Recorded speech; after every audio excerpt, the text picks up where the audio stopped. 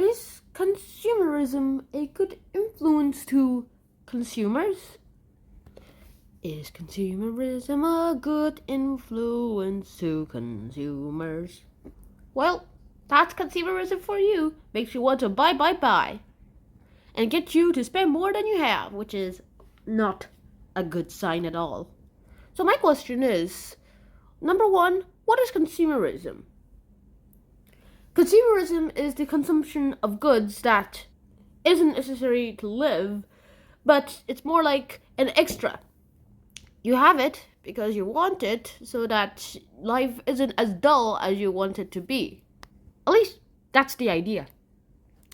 The idea of consumerism started in the 18th century. Well, there you go. That's the story.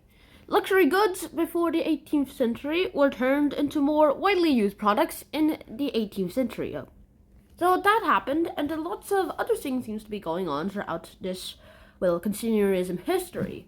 In the 18th century, lots of people seem to have some, more luxury goods than what it used to be. Because then there were the inventions of lots of ways to make new products, like umbrellas. Also, nylon didn't exist yet. It was soon to be one of the consumerism products of the year. In the early 20th century, African American women found it very, very hard to participate in the ideas and ideals of consumerism.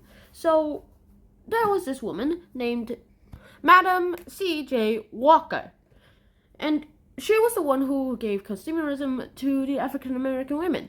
She, so she said, started with $50 and made some beauty products. And she invented a hair care formula for black women, and since no shop would buy it, she decided to sell it door to door, which kind of was a good idea, especially for the African American women.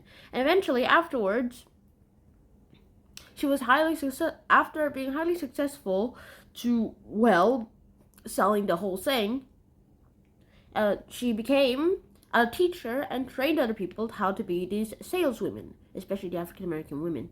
And so they trained others, and by the time C.J. Madam Walker died, her company was earning $500,000 per year.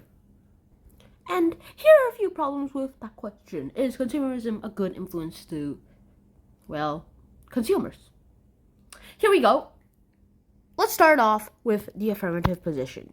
In the, affirmative position, there are lots of things that can be said about consumerism being a good influence to consumers or not. Here's number one.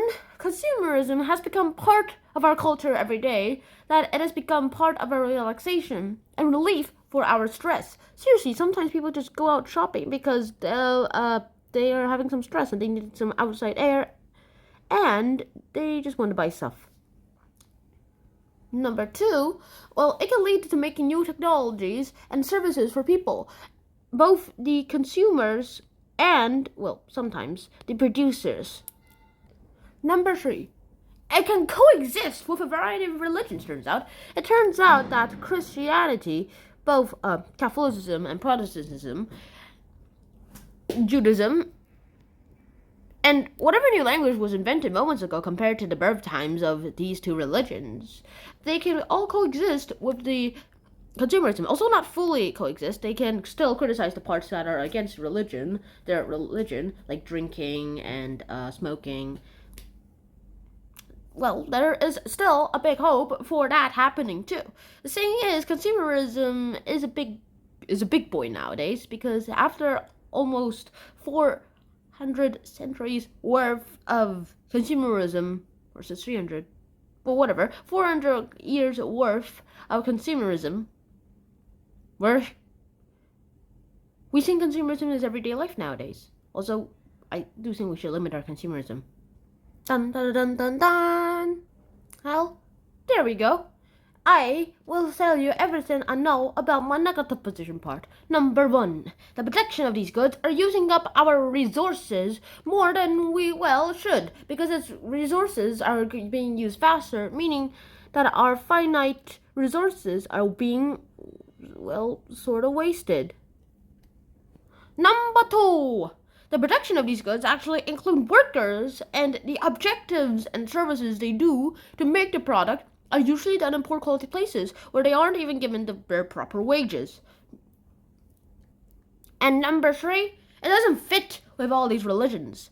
In fact, Islam doesn't fit well with the idea of consumerism. Islamism, or Islamists, really say that consumerism is like a terrible thing to do, and that it's against the Islamic religion, and anyone who does consumerism is not an Islamic person anymore.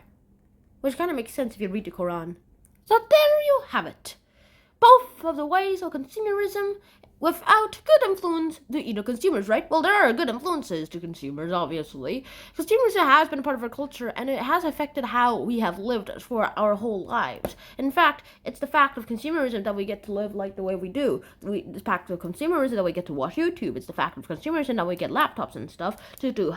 But all these consumerism isn't just wasted. You use it for school, you use it for reading. In fact, books actually have been part of a consumerism part, but mainly for smarts. Some people say books are good, but is it really? If consumerism bad?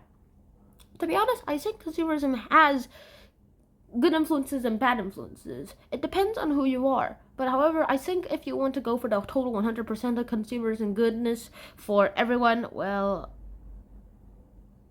I think that to do that, you'll have to use fair trade on everything. If that's possible. At least try to give people some profits. If these greedy companies keep influencing governments, though, what will happen to them, we are not sure of. But one thing I'm sure of is this: that consumerism isn't totally good. So I hope you guys enjoyed that episode, and I hope to see you guys soon. And until next time, Shnan out. Peace.